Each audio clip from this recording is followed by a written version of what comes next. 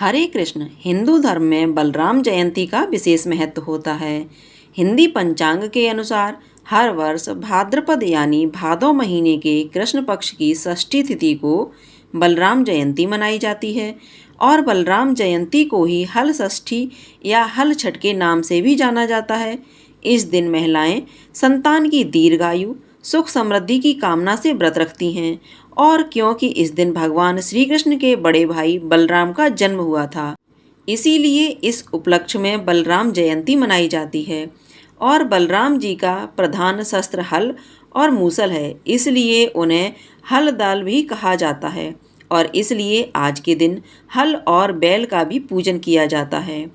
हल षष्ठी को हल छठ, बलराम जन्मोत्सव, चंद्र षष्ठी और ललई छठ के रूप में भी मनाया जाता है।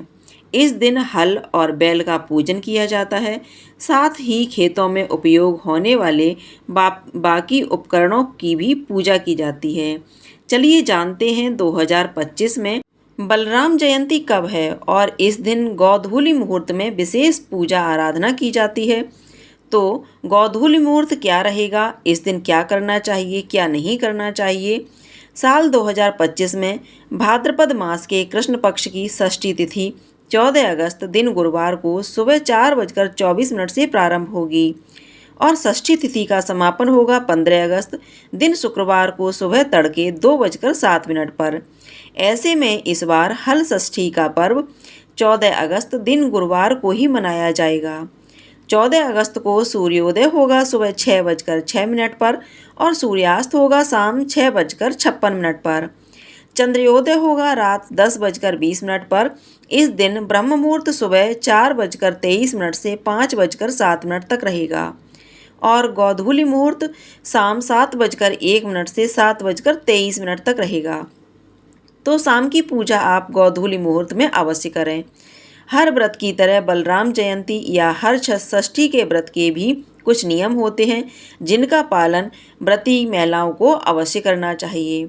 इस दिन माताओं को महुआ की दातून करने और महुआ खाने की विशेष परंपरा का पालन करना होता है। इस दिन व्रत के दौरान किसी भी प्रकार के अन्न का सेवन नहीं करना चाहिए। मान्यता है कि हल षष्ठी के व्रत में हल की पूजा की जाती है, इसलिए हल से जुती हुई अनाज और सब्जियों का इस्तेमाल भी नहीं करना चाहिए, बल्कि इस व्रत में उन्हीं चीज़ों का सेवन करना चाहिए जो तालाब में पैदा होती हैं, जैसे तिन्नी का चावल, केमुआ का साग, पसही के चावल आदि। इसके अलावा इस व्रत में गाय के दूध का या गाय के दूध से बना हुआ कोई भी चीज़ जैसे दही, घी, गोबर आदि तक का इस्तेमाल नहीं किया जाता है, बल्कि हल षष्ठी के व्रत में भैंस के दूध, दही आदि का प्रयोग किया जाता है।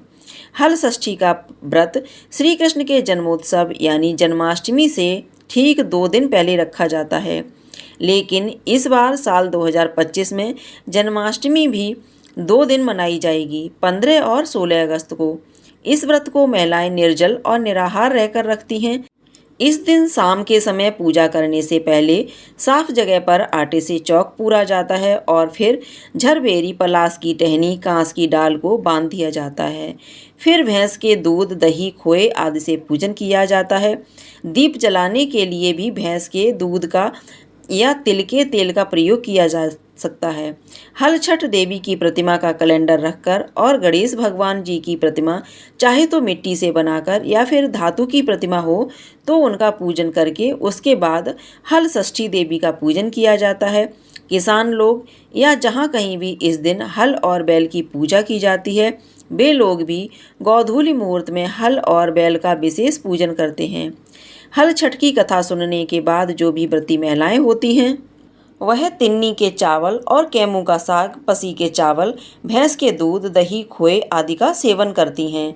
मान्यता है इस दिन व्रत रखने से और सच्चे मन से कथा श्रवण करने से छठ माता संतान को हर कष्ट से बचाती हैं और उन्हें सुरक्षित रखती हैं। यह थी आज की वीडियो। हमारे चैनल पर इस दिन हर षष्ठी की कथा भी सुनाई जाएगी। अगर जानकारी पसंद आई हो तो कथा भी जरूर सुनिएगा। जय श्री कृष्णा, जय श्री राधे।